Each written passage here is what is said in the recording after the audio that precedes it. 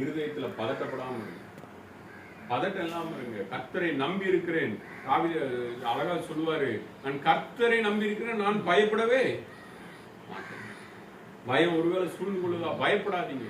ஆண்டவருக்கு மேல நம்பிக்கை வைத்திருக்கிற பிள்ளைகள் என்ன செய்யக்கூடாது? பயப்படவே கூடாது. அவர் பயத்தின் ஆவியை நமக்கு தரல. அப்பா பிதாவே என்று கூப்பிடப்படுகிற புத்திர சுவிகாரத்தின் ஆவியை நமக்கு தந்திருக்கிறார். ஆமே. பயத்தின் ஆவி யாருக்குள்ளது? சத்துருவினுடையது, பிசாசினுடையது. அவர் அப்பா பிதாவேன்னு கூப்பிடக்கூடிய புத்திர சுவிகாரத்தின் ஆவியை நமக்கு தந்திருக்கிறார். சத்துரு அநேக நேரத்தில் நம்முடைய வாழ்க்கையில சில நோய்கள் மூலமாய், சில சோத்திரம், சில தரித்திரத்தின் மூலமாய் நம்ம வாழ்க்கையில போராடிட்டு இருக்கலாம். ஆனா இந்த மாசம் ஆண்டவர் சொல்லக்கூடிய ஒரு காரியம் என்ன தெரியுமா? உன்கிட்ட இருக்கிற கொஞ்சத்தை நான் ஆசீர்வதித்து பெருக பண்ண போகிறேன்.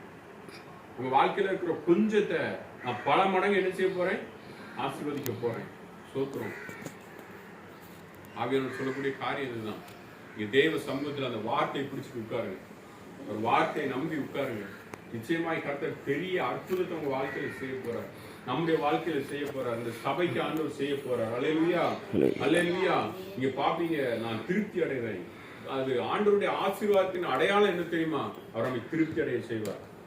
கர்த்தருடைய ஆசீர்வாதமே ஐஸ்வர்யத்தை தரும். அதனோட அவர் என்ன செய்ய மாட்டார்? வேதனையை கூட்டவே மாட்டார். அல்லேலூயா.